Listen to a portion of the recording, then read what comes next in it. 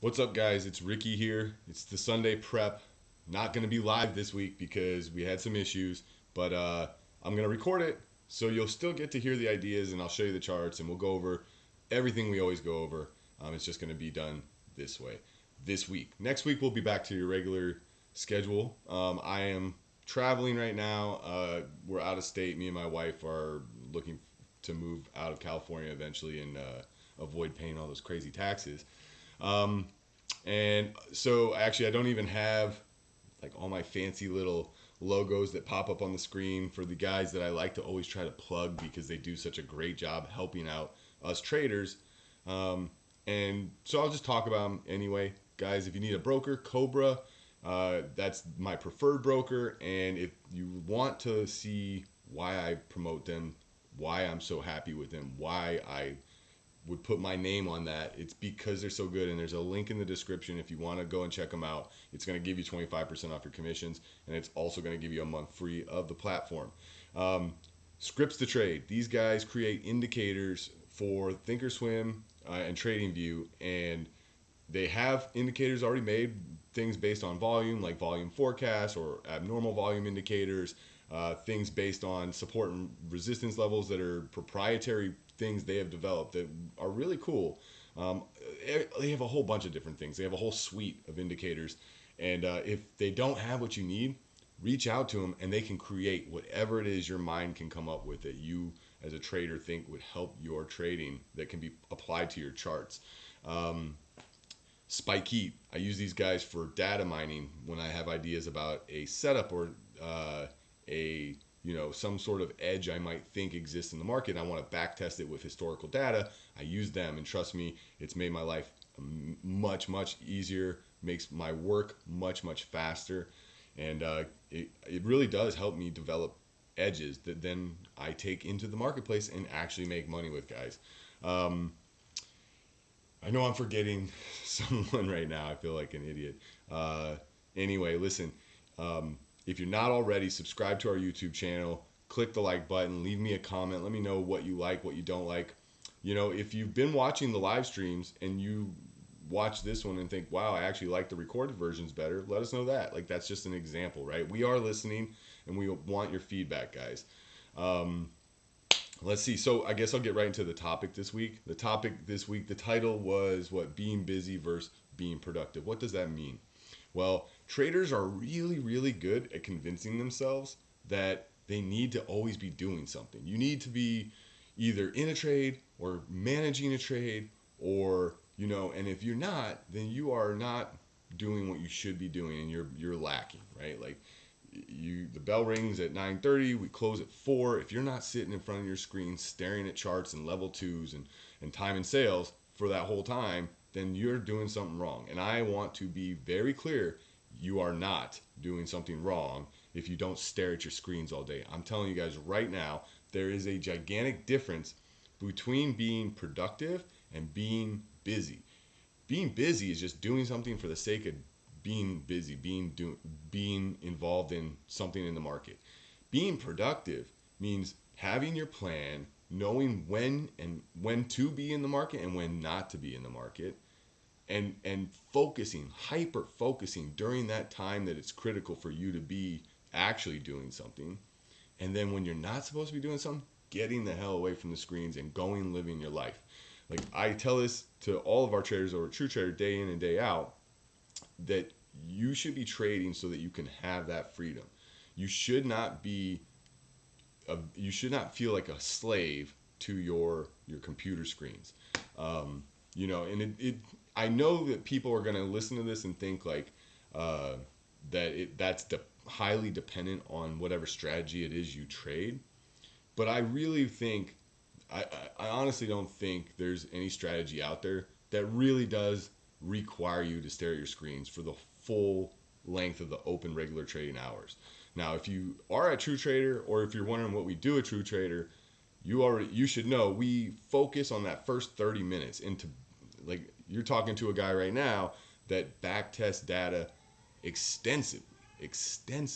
And I know from all my data that even though I'm telling you guys that you should trade the first 30 minutes of the day, all of the best trades, all of the A plus stuff that we trade at True Trader really does kind of happen in that first 15 minutes. And you could probably make an argument that like the Pareto rule of the 80-20, like the vast majority of the A plus setups are in the first 10 minutes. Like it's quick. We're taking advantage of emotional moves from imbalances during that price discovery phase of the morning. We're usually taking reversals off big emotional moves in the levels, right? So that's what, if you're wondering what we do at True Trader and you want to check them out, that's what it is. And it's the first 30 minutes. I mean, technically you could say it's the first hour, but when you start to increase how long you sit at the screens, it's almost like you're saying like, man, I didn't catch any trades during that opening 30 minutes. Let me just sit here a little longer and see if something comes around. And if that's you, that's the kind of talk that goes on in your head that gets you into trouble. That is the kind of thinking that leads you into a B minus, C plus setup that actually does the opposite of what your goal is to make money. You actually will just burn money and burn mental capital. And I want to be very clear when I say like your mental capital is extremely important. You need to be so dialed in during that first 15, 20 minutes. You have to be focused. You have to be prepared. You can't be coming to the market groggy and like just rolled out of bed and hungover. And, you know, you can't live a sloppy life and then think that's not going to spill over into your trading. You need to have your whole life in order. You need to be up early. You need to get some breakfast and some coffee and maybe do some exercise and clear your mind and get your office or wherever you're trading at situated so that everything is in order, because that first 20 to 30 minutes is so critical that you've got to be focused, you've got to be dialed in. Because what will happen is if you're not, you will miss the setups, you'll miss the A plus setups, you'll hesitate to execute when you know you should execute. And when all of those are gone and like the blink of an eye, 15, 20 minutes has passed, 30 minutes passes, and you haven't caught a trade, you start to think, I need to sit here longer, I need to catch a trade. Well, guess what? The best advice I can give you is most likely do not sit there, just walk away and come back the next day, right? So, and of course, this isn't financial advice, guys. I'm giving you my opinion and my take on it, but I've worked with a lot of traders over the years, and this is what gets people into trouble. This just wanting to sit at the computer all day and like take trades just for the sake of taking trades. Be productive. Don't just be busy, guys. And yeah, if that sounds like you, pull yourself back and like take a good look. Go look at your performance data. Use TraderView or EdgeWonk, or there's a lot of them out there now. TradeMetria, I think, is one. But you can track your performance. And a lot of times people tell me this. They say this. I looked at my numbers and I clearly shouldn't trade during these hours of the day. Well, why is that? Why are you sitting there trading? Like, why? Okay, you have the numbers, the cold hard facts to tell you what not to do. Stop doing it. Right? Stop being busy and focus on being productive. So that's all I really wanted to talk about. And then we are going to get into the actual prep now. Let me just real quickly go over the disclaimer, guys. Of course, you already know this. Neither I, True Trader, or any of its representatives are licensed or as registered as security broker dealers. I'm not a licensed financial advisor. Anything I talk about today is just simply my opinion. It's not a solicitation to buy or sell any stocks. And everything is for entertainment purposes only. So let's see if I can get this going. All right, guys. As always, we're starting with the broader market. On your screen, you're looking at the ES. And so one thing I'll tell you is I've been away from the screens for most of the week because I've been traveling. I've had some trades, but it's been, very, like, I'm very hands off. And so I obviously come to the weekend looking over charts, and there's things that kind of jumped out that surprised me, things that I didn't see happening during the week because I wasn't at my desk, right?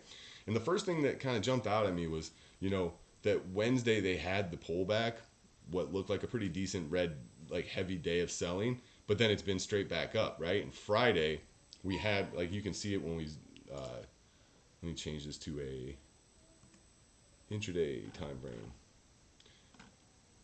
I don't know why my charts are so laggy right now. But you can see we had this big sell-off, but it got bought back up. And then it did the whole little fake out sell-off into the close and just ramped straight up. The Qs did too. And, so you got a lot of people that are buying every dip. Like, it's starting to look kind of like the March 2020 bounce, right? Where, we had the big sell-off. Obviously, the sell-off is not the same, right? This sell-off isn't like the COVID sell-off, but we definitely had put in a near-term top on the broader markets. We were making lower highs, lower lows, and now we're getting that straight rebound with no real pullbacks. Like, money is pouring in. There's just no sellers, and it's giving this look of like, okay, maybe the bottom's in, right? But I'm not sold on that, and that's me personally, and I'll discuss why in a second. But we talked about it last week, how yes, if the bottom is in, there is certain things that happened that would tell you, okay, it is possible, right? And one of those things was the long trigger on the weekly chart. You finally got that higher low followed by a higher high.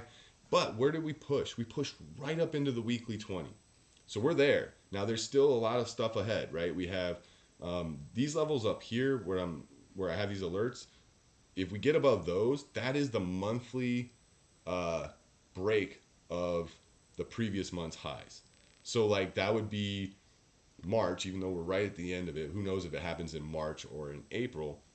But that would be March at this point, breaking the highs of February. And it's significant, but you have to remember that if this is going to be a bear market, if this is going to go lower eventually, look at every previous bear market and you'll see you get pops on the monthly chart where you break the high of the previous month and we rally, only to do what? To put in a lower high on a high time frame, like a monthly chart. Okay, so this is why I don't necessarily think we're out of the woods just yet, and I could be wrong. And you know what? The great part about this is it doesn't matter if I'm right or wrong, because I can make a game plan. We talk about this every week. Doesn't matter right or wrong. We can plan for all the scenarios and create these if-then statements. So just because we break February's highs doesn't get us out of the woods, because we could still make a lower high on the monthly chart. I gotta get this out of the way. Now, there's still also lots of significant levels that we're kind of approaching here. Man, this is getting annoying with the lag on the charts. I'm sorry, guys. So I'm thinking, you see I have alerts set up here, right? So I have the alert up here at 45.67, and that's for just to get alerted that we're approaching February's highs. And I feel like if we get up there without any major pullbacks, I'm going to be looking at the short setups, because, if the bottom's in, and this is going back to all-time highs and the bull market's still in trend and we're going higher, that doesn't mean that it's just going to rip straight up to highs and never give a good pullback, never give a good short opportunity. It most likely will. And if we get that pop up into those levels, let's check those levels out on a daily chart.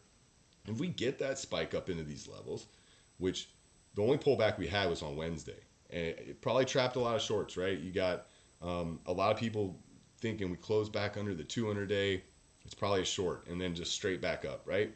So the next level I'm really thinking is going to act as resistance is February's highs. So I want to know when we get up there. And maybe Friday put in a high, maybe it didn't. But if it did, what I would look for is maybe a gap down on Monday, and then I would look to see if when we spike back up into the weekly 20, which is this yellow line here, either the weekly 20 starts to act as resistance again, or maybe Friday's highs. But, we gap up, pull back, hold some levels, and then start going again. February's highs are the levels I'm looking at as resistance. Pullbacks for support, you got the 50-day down here, and this pink line right here that I have drawn, that was the trigger level. If you remember the weekly chart, that was the trigger level to confirm that we had made a higher low and had broken above this level, right? So when we get a retest of that level, if we get a retest of that level, I want to know about it, because that's going to be a significant level for me to see if it acts as support. So I have an alert down there. You also have the 50-day down there. Of course, you guys should know by now, I always look at the 20-day as a significant level. So if we were to lose the 50-day, the next level I'd be looking at is the 20-day. And I also have some alerts set down here for support. But honestly, I don't see us getting down to those levels this coming week. It's pretty far. I always like to make sure I preface those kinds of comments with anything can happen in the market. And even though I don't think we're going to get down there this week, obviously I have alerts set down there. So there's still important levels. So if they get down there, you better believe I'm looking at those levels as strong support levels where I might be looking for bounces on stocks for long trades. The NQ, same thing, but with the NQ, we're actually still below the 200-day, right? So we're below the 200-day and we're below the weekly 20, which is the yellow line. They're actually converged right up in the same area. And there's also these highs right here from early February, okay? And so those are levels that I'm going to find very, very interesting when we pop up there to know. I actually should probably move this alert a bit higher because I don't want to really. One thing when you set alerts, guys, is you don't want to get alerted too early and then it takes too long to get to the level. And in the time it takes to get there, you forget about it and you've taken it off your screen or something. So you want to make sure you alert yourself prior to a level, but not too early. That's just a little tip I throw out there for you guys. Obviously, February's highs are the next level. Below that, the same thing as what we talked about on the ES was the level that triggered the long kind of. Now remember, NQ did not put in a higher low on a weekly time frame. Let's go look at that real quick. Oh boy, here we go with the lag again. So we did not, this low here is lower than this. So we actually made a new lower low 2 weeks ago, right? So, you know, any pullback from this point, if we break last week's lows, then we may be pulling back down to some levels to finally try to actually make a higher low on the weekly time frame. So lots of levels of support that I'm going to be interested in. The first one below is going to be, let's go back to the daily chart. The first one's going to be, call it 14, you can just call it 14.4. It's actually a little lower. The 50 days at 14.318. Below that is going to be the 20-day area and the monthly 20. And then below that is these lows from back here in, what's the date? January 24th. And again, I don't think we get down to these lows this coming week or whatever, but never say never in the market. But yeah, like the main point I wanted to make about the broader market, guys, is that a lot of people, especially on social media and the sentiment out there, I've been seeing a lot of people thinking like the bottom's in, everybody all aboard, you know, everything's good again. I don't know. I'm not sold on that. I think this bounce is pretty damn vicious straight up. If you've never traded a bear market before, or if you've never even heard somebody discuss about bear markets, you know, they're notorious for these face ripping rallies.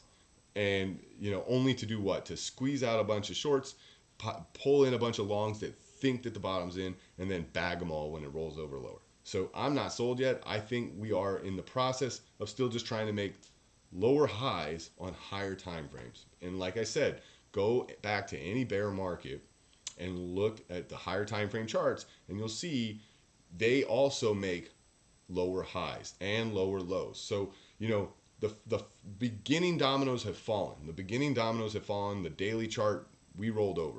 We put in a near-term high. We were in a downtrend. Even the weekly chart was in a downtrend. The weekly chart has reversed to try to get back higher. The only thing that you're really seeing on a monthly time frame, though, is that those people are trying to push this higher to possibly make a lower high. Now, what is the opposite of making a lower high? It's a higher high. So the only way for this to actually resume the bull market, resume the uptrend, is for that monthly chart to actually go make new all-time highs. So until we make all-time highs again, there's still a case to be made that we could roll over lower and we could still make lower highs and still have a downtrend intact.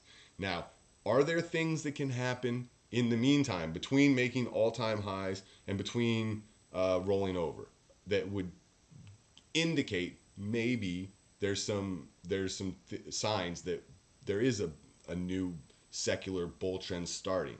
Yes. Just like I always say, it's not about the pullback that matters to me. It's about what happens after the pullback, right? Well, same thing with this, right?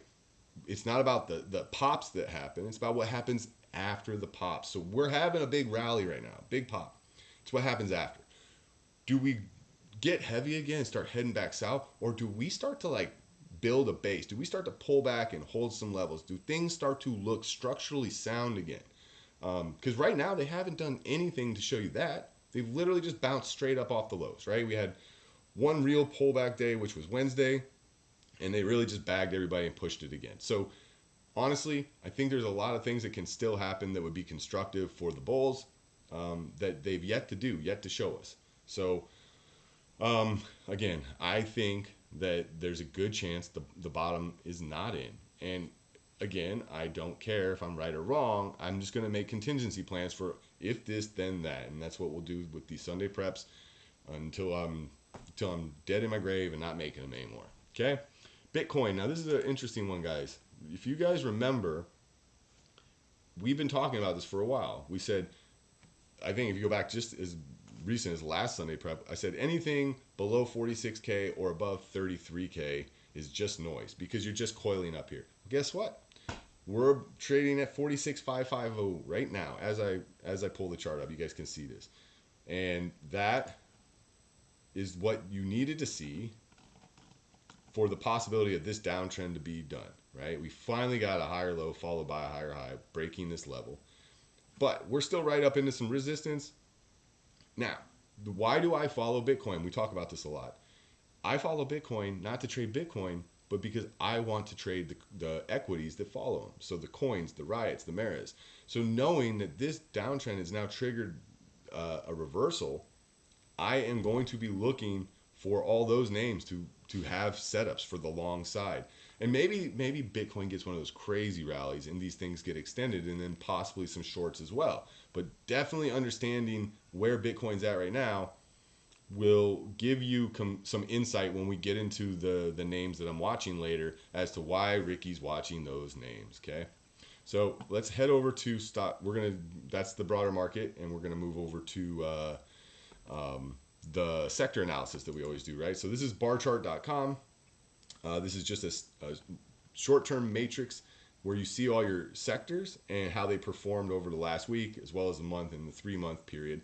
And you know, this actually is a much more important part of my Sunday prep this week for me personally. Maybe not for you guys, but for me personally, because I wasn't at my desk all week staring at stocks and knowing what sectors were hot and what wasn't, right? So this actually is a much more personally important part of my work this weekend. And obviously energy stands out like a sore thumb. And that was one of the things I noticed when going over charts, right? Was, wow, oil and energy really, really caught a bid again. Remember, they got it really extended, and then they caught a bid again, and now we're back higher or moving up again. And that's another thing that we have been discussing on these Sunday preps nonstop, right? When things got extended, we said, look, these are going to give some A+ fade short setups, and they did. And then the very next week after they gave those pullbacks, what did we talk about? We talked about the fact that they are no longer those A+ setups anymore. Can they come lower? Sure. But should you expect them to? No. There's a very good chance that after a nice reset, things can build a shelf or a base and then make another push. And that's exactly what's happened, guys. So make sure you guys are not just using the prep for ideas, but use the Sunday prep to try to understand the thought process of why we see certain things a certain way, because that's really why I do these. I want you guys to not need to watch these Sunday preps. I want you guys to do your own Sunday preps and have your own ideas and trade your own plans so that you guys can be self-sufficient traders.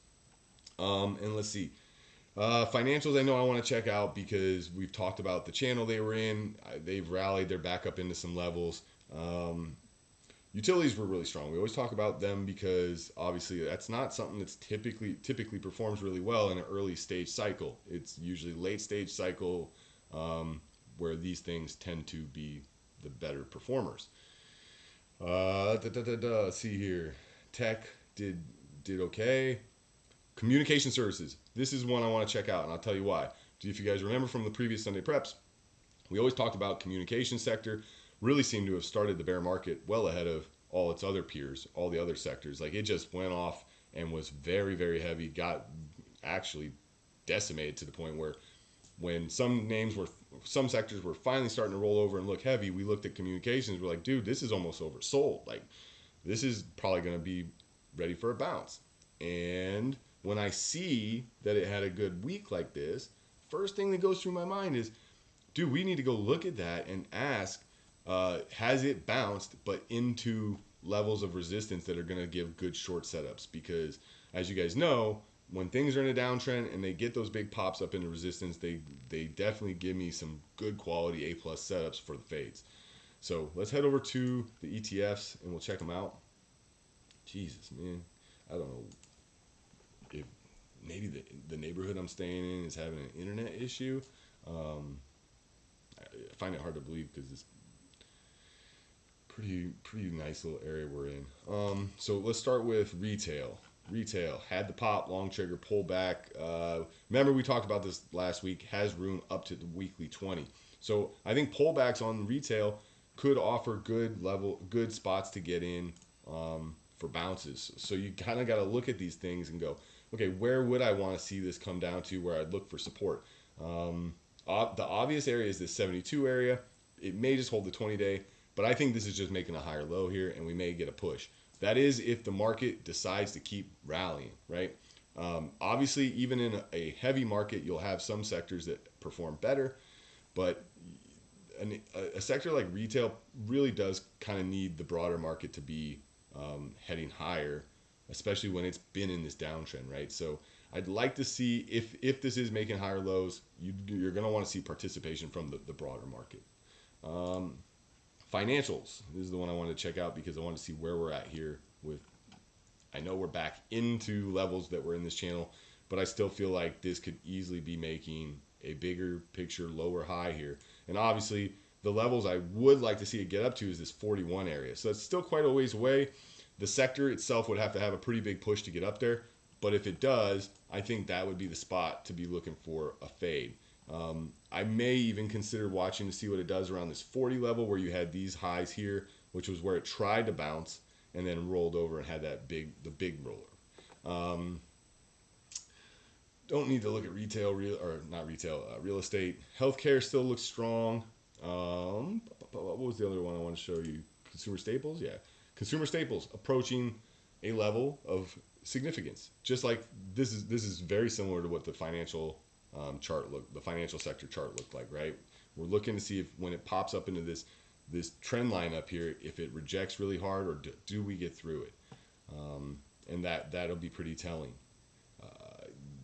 There are a lot of names in this sector that when we get into levels of significance, I tend to look at and make plans for.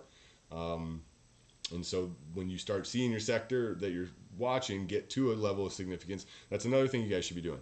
When you see a sector that you know certain names are in that you trade, when that sector is approaching some levels of significance, maybe you should be going to look at those individual names and say, is there a setup here? Let's look at energy and oil. 1 second. Do energy first. Yeah, so energy didn't make new highs, but it is getting extended again. So there could be two ways to play this. We could say, okay, maybe it stuffs and makes a double top up here. So you could look at if it shoves emotionally up into those levels, you probably have a good setup for a fade at a minimum for a scalp play on extended individual names. If it breaks those highs, I would love to see this thing get another leg, right, and just get going. Let's see if we can pull this up. So the levels for that would probably be, I would look at this 84 area, 83.80 kind of is where I would think I would get. There we go. Okay. So that's what I would be looking for, an emotional move up into that area. It may just do it right here, right? This has been such a significant level. You can just see how many times it's had issues with it, and no wonder it had that issue 2 weeks ago right there, right? Had the pullback, and now we're back into those levels. So, like I said, two ways to play that kind of thing. Do we double top? Does this resistance hold, and then we roll back over? Or do we get through it and maybe extend a little further, and I'd be looking up into those 84 areas. This is oil. And again, getting extended on the weekly. Let's go look at the daily real quick. Because oil, unlike energy, has a very, very significant level still ahead of it, which is up here in this 180 area. And I don't know if we get up there. I know a lot of people would hear me say 180 on oil and go, you're freaking crazy. But, you know, we've been up there before. We're getting emotionally extended. Let me check. There is another little level kind of up here. There's a gap fill, kind of 157-ish, but this 150 area. 150 is a psychological round number that, you know, we slam into 150 emotionally, and I am definitely looking for a fade on a lot of oil plays, guys. And remember, even if I fade things, that doesn't mean that, oh, oil's extended, let's pull up PXD short at will and not use risk management. You guys always have to understand when I talk about these ideas that I'm a risk manager first. I'll put on risk when I see an asymmetrical opportunity, but I don't dare freaking overstay or get stubborn or change my plans. And that's extremely important for you guys to understand. Yeah, so oil did make new highs. And so it's extended. I think there's going to be some plays in that sector. We'll talk about some things when we get to those. And I'm trying to make sure there wasn't... Oh, communications. Remember, I wanted to talk about communications. So again, remember, this is the one that started its downtrend way ahead of the game, rolled over, got extended. Now we're popping. We're right into the 50-day. I do think that this is going to be a good area for to be watching. This is an area of interest. We're into the 50-day. There's a lot of names in the communication sector that I like to trade. So we're going to, you know, that's a good place to start when you're looking for ideas. What should I be looking to trade this week? Okay, so that does it for our sector analysis. We're going to get straight into the ideas. There's actually not a ton of ideas this week. Let me make sure. Let me see if I can find my Sunday prep here. The notes. I always make notes for you guys so I know my levels that I'm looking at, in case you guys are wondering how this operates on the back end. Where's my cursor? There it is. Bear with me, guys, because I am on a travel setup, right? Like I'm not even used to this computer yet. Okay, so for long ideas, the first name on my list this week, guys, is Mara, and I believe it was on last week's too. And the reason it was on last week's is the same reason it's on this week's, and that was because we were looking at Bitcoin last week. Bitcoin didn't do what it needed to do last week, but guess what? It did it now. So now we need to be looking at these names, and I talked about the setup's the same, guys. We've already got the long trigger. If you look at the weekly chart, you'll see it's got room up to the weekly 20. The problem is that's not a lot of room. Now, if Bitcoin gets going, I don't think the weekly 20 or the weekly 50 is going to stuff this thing for very long, right? Because we know how these things move when the emotions are high. But yeah, it's got the higher low followed by the higher high. We triggered. We're above. We briefly got above levels. We didn't close above them, and that's definitely something to point out, right? We never had that close above these levels, but I'm looking for a pullback to 25 on an emotional flush. You got the 20-day, the monthly 20, the 50-day, and you have a monthly pivot right there at 25.43. So I'm looking at 25 to 25.50.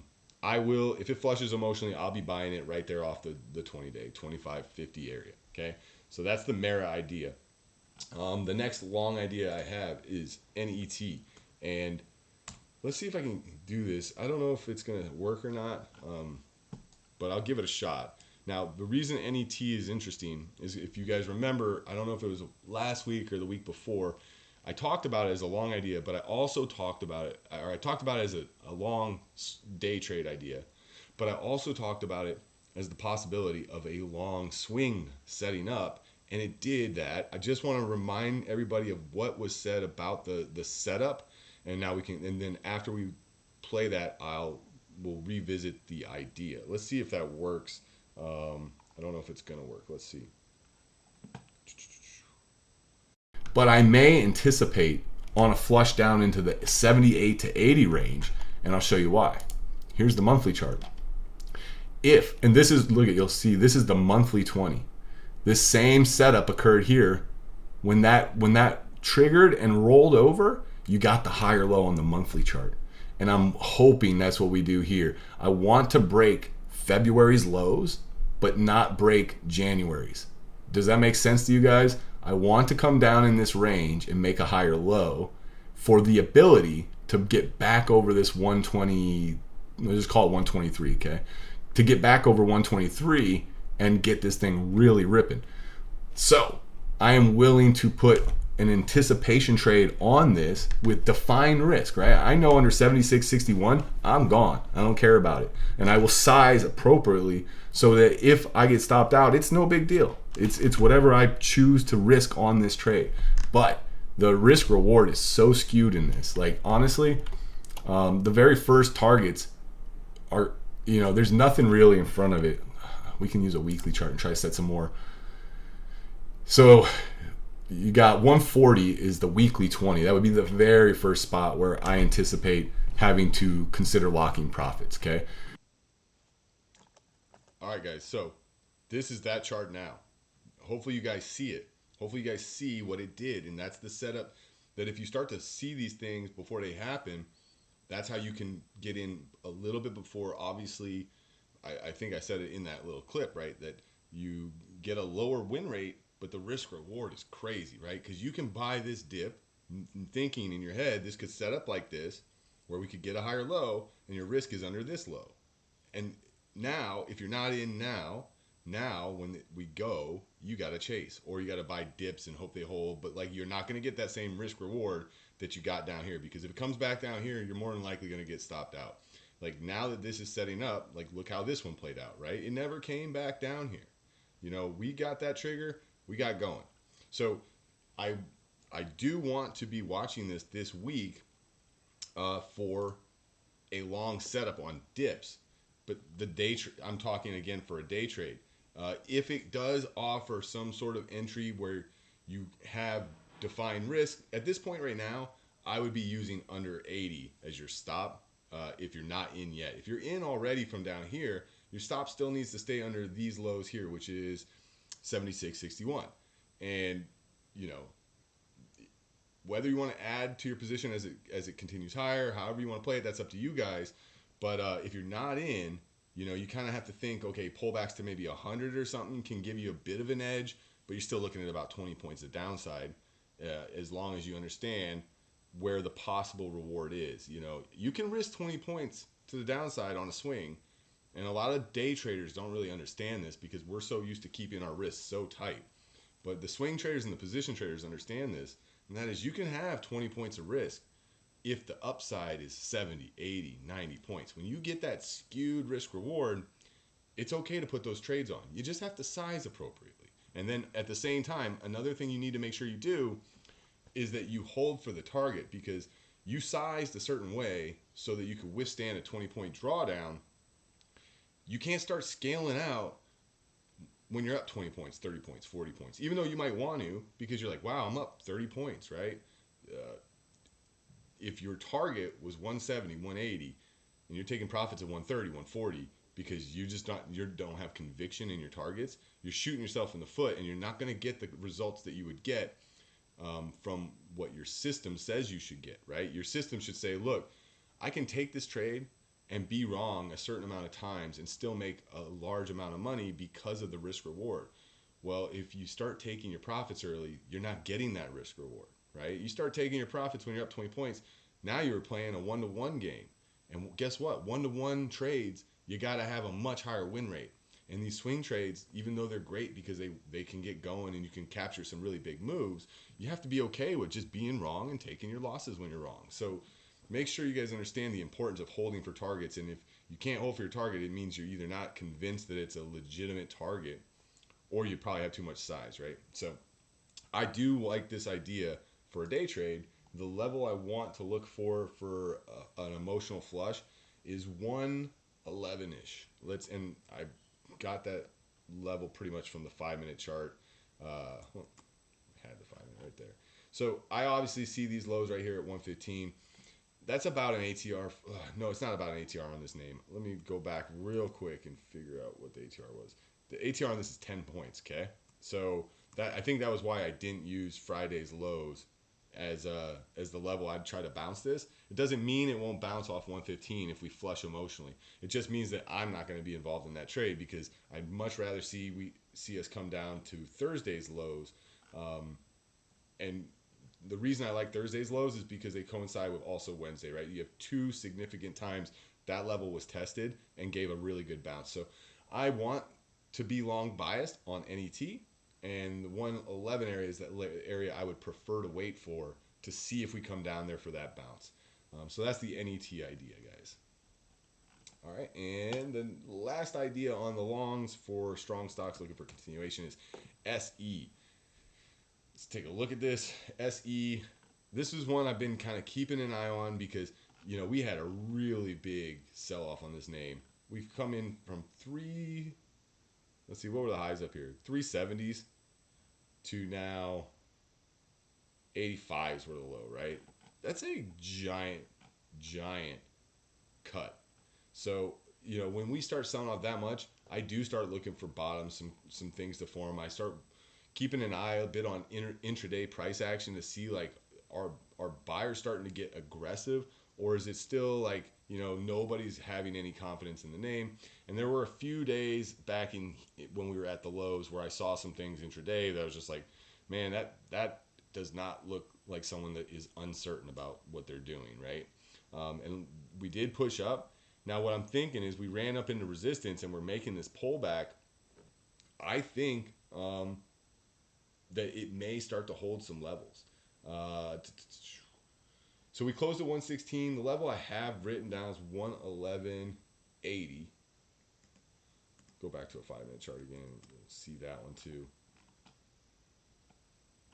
Yeah, again, it's from these significant levels where we had this big flush. This sell-off right here. When you get that bounce, that's the level I want to use. Obviously, you've had one here, and we could go higher from here, and we could play that. I just think that level's a little close. So I've got written down 111.80 on SE, and I'm looking for this to be a bounce play. Let me go look real quick at one thing. What's the liquidity on it?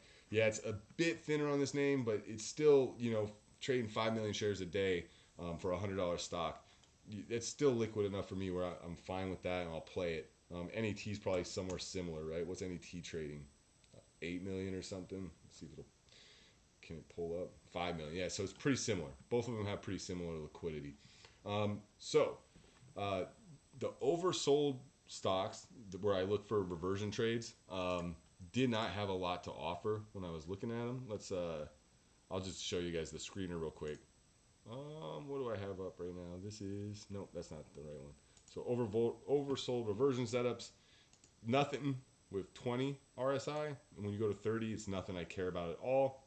And remember, I've said this before, when I start opening up these filters, it's like I'm just grasping for straws at that point. Like, none of these really interest me for that type of setup where something has just capitulated so much that we're looking for that bounce play. So none of these really look good.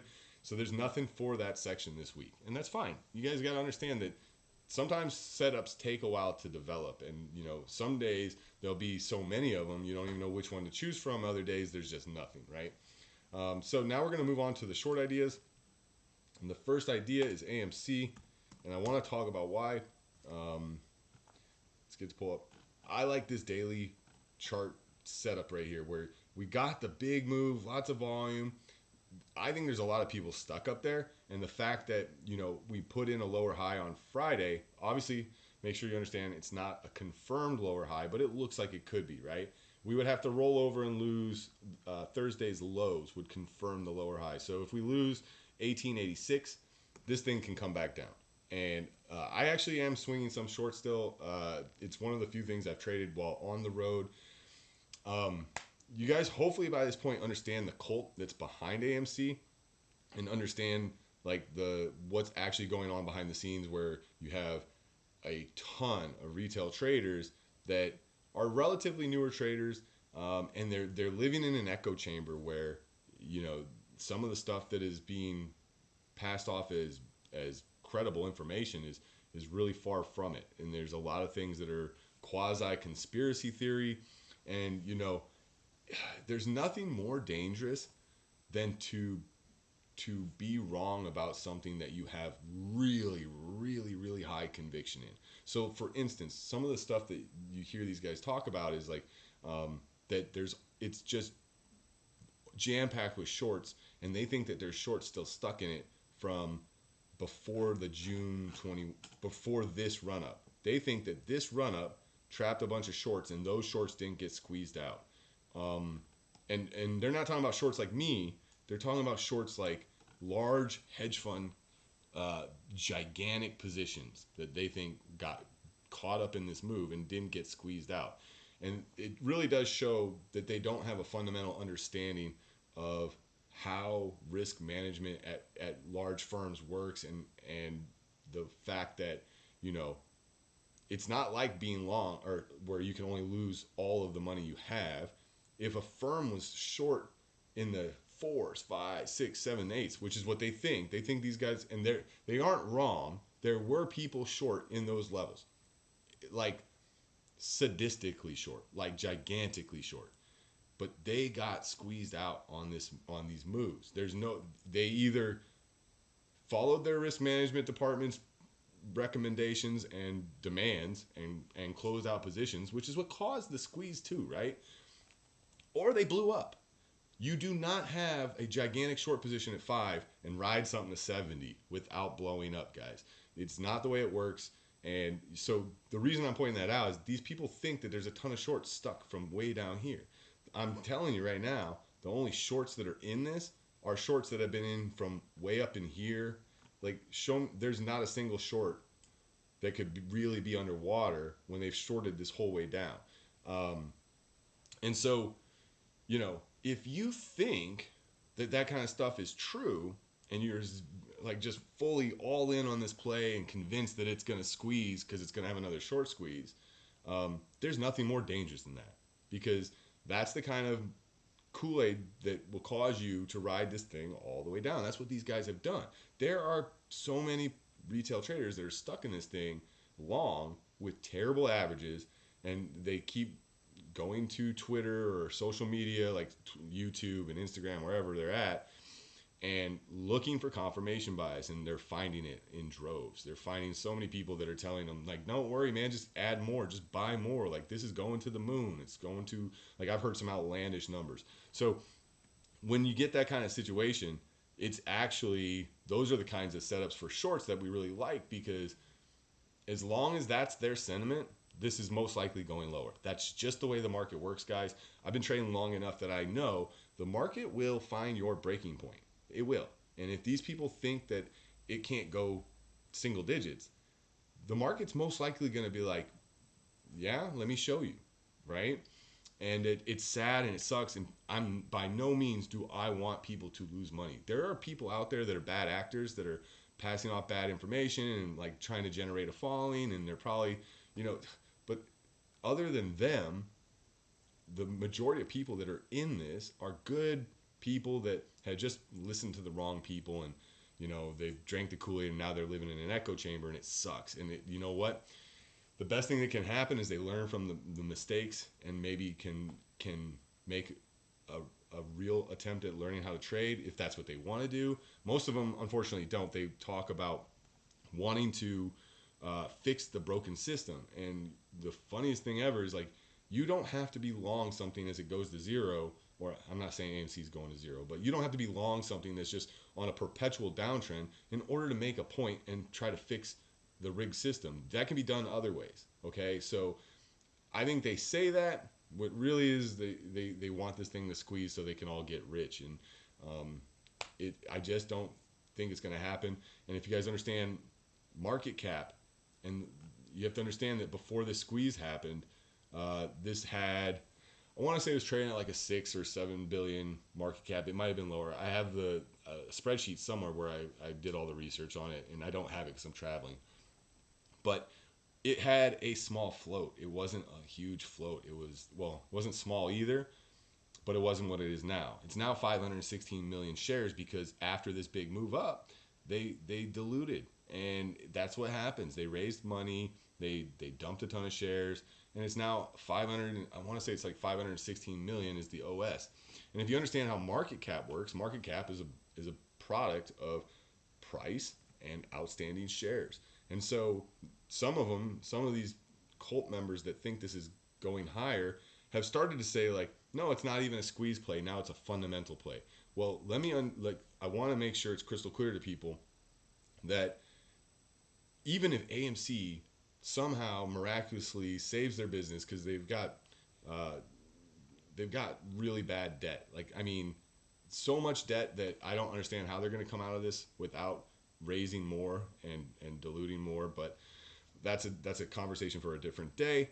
Um, but even if they save their business and they grow into a cash flow positive business that's doing great things, what market cap does it really deserve? Because for this thing to even be trading at 20 with 500 million OS gives it a much different market cap than it had prior to the squeeze, right? So like you have to understand that if this business doesn't really change and if it just kind of like is trying to survive, which is what they're doing, they're trying to survive.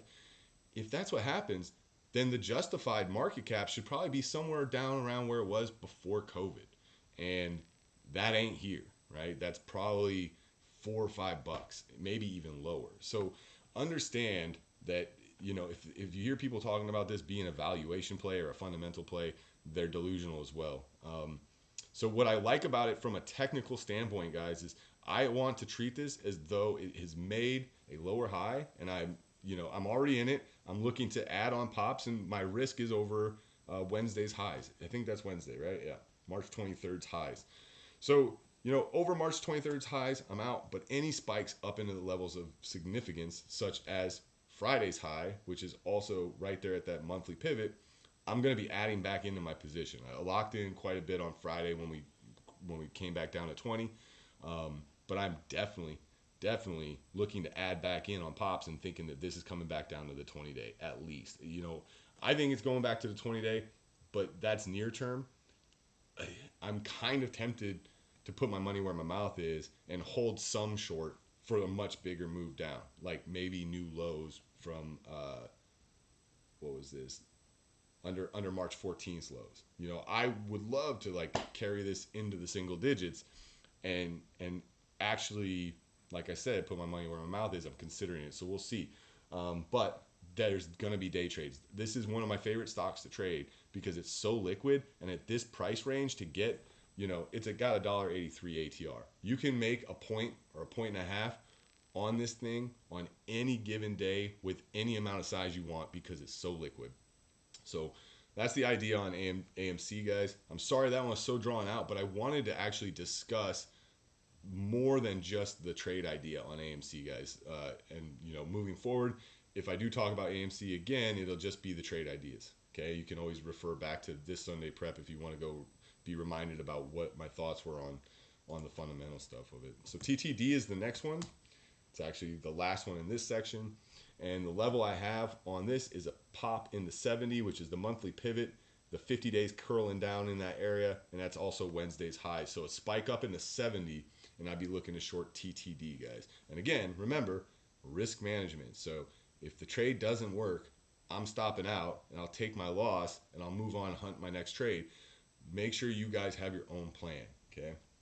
Now, the last section is overbought reversion setups, and there are some. And why would there be some? Remember what we talked about in the sector analysis, energy and oil, right? So the two that stood out to me were MOS, or I'll start with MOS. MOS is speeding up again, and it's pulling away. You remember we liked it here, and it gave a good trade. I told you guys I don't like it in here because once it has that reset, it can go higher, and it is higher. Now, let's get zoomed out to see the higher time frame charts. Yeah, you see this level right here. Let's draw a line so we have it. It's going to be 75 and again, that's another one of those psychological levels, guys. So 75 area is definitely going to be an area of my interest, especially if this gets there in an emotional manner, right? This thing rips off the open on Monday up into 75. I'm getting short. I know how to control my risk and manage it. Make sure you guys do, but I've got my eye on this one again. The next one was CF, and you have to understand these are chemical pesticide companies that are the reason they would be up is a lot of pesticides are made from oil, right? Petrochemicals, I believe. And I'm not a scientist or engineer or anything. So if you guys want to make fun of me for being wrong about that shit or something, go for it. But I will trade the living piss out of these things and make some money. This is another one that's speeding up. We liked it here, gave the fade. Again, I really thought that it kind of sucked that they had to gap it up over this because I thought there was a really good long trade coming, but they never really gave the opportunity to get it. Now we're extending again. I do not really have a level on this one. I think we're all-time highs on this. Let me double check just to verify. Yeah, this is all-time highs on CF. And so the way I'll play it is look for extensions from here. Obviously, we're straight up into the quarterly pivot up there. There's a quarterly and a monthly both just stacked right there, 109.74 and 109.73. But, you know, unless we gap down and then spike up into those levels, I'm not interested in those levels because we're just kind of up in there right now. I'd like to see further. So, I mean, this thing could go 116, 120 before I even care. It's got a 5-point ATR, right? So 115, I guess, I might start getting interested. But I need to see parabolic action. I need to see it speed up. I need to see an emotional move. And then I want to see some sort of that buying just taper off real quick and just see where the longs that bought up there, you know, that's what I always try to do is try to picture like, oh man, how would I feel if I just bought right there and then it has a pullback and we're extended? I'm probably finger on the sell button, right?